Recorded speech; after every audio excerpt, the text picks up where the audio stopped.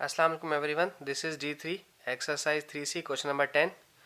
और हमें एक डेंसिटी दी हुई है किसी मटेरियल की 2.4 ग्राम पर सेंटीमीटर क्यूब और उसका मास दिया हुआ है 30 ग्राम और कहते हैं नियरेस्ट टू 10 ग्राम। इस 10 ग्राम को 2 से डिवाइड करवाया तो अल्टीमेटली 5 ग्राम बच गया। ठीक है जी। तो यानी कि आपने इसका मैक्सिमम और मिनिमम जो निकालना है, अपर बाउंड और लोअर बाउंड निकालनी है। तो लोअर बाउंड इसकी निकलेगी 25 ग्राम और अपर बाउंड इसकी निकलेगी 35 ग्राम। ठीक है, मैंने अभी से ही निकाल दिए।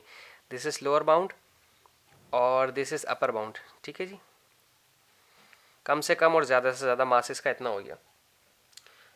Find its maximum and minimum volume. ठीक है, मिनिमम और मैक्सिमम वॉल्यूम मालूम करना है। ठीक है, पहले अगर मैं मैक्सिमम वॉल्यूम मालूम करता हूँ तो मैक्सिमम वॉल्यूम के लिए 2.4 को डिवाइड करवाना पड़ेगा मुझे।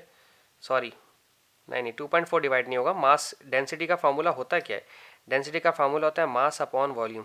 तो डेंसिटी और वॉल्यूम मल्टीप्लाई होगी आपस में। ठीक है ना, मुझे नहीं मल्टीप्लाई नहीं होगी, डिवाइड होगा। मास डिवाइड होगा डेंसिटी से तो वॉल्यूम निकल आएगा।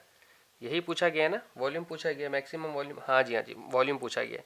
तो मैक्सिमम वॉल्यूम के लिए मास, मेरे पास मैक्सिमम मास है 35 ग्राम।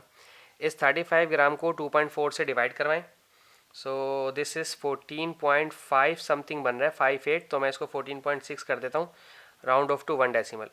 और फॉर वॉल्यूम फॉर मिनिमम के लिए मैं जो मिनिमम मास था 25, इसको डिवाइड करवाऊंगा 2.4 से। So this become how much, 10.4। This is 10.41 something बन रहा है। तो हम इसको 10.41 लेंगे। छोटा सा सवाल था बस, इसमें क्योंकि फार्मूले का इस्तेमाल था इसलिए मुझे इसको करवाना पड़ा। Thank you so much for watching my channel.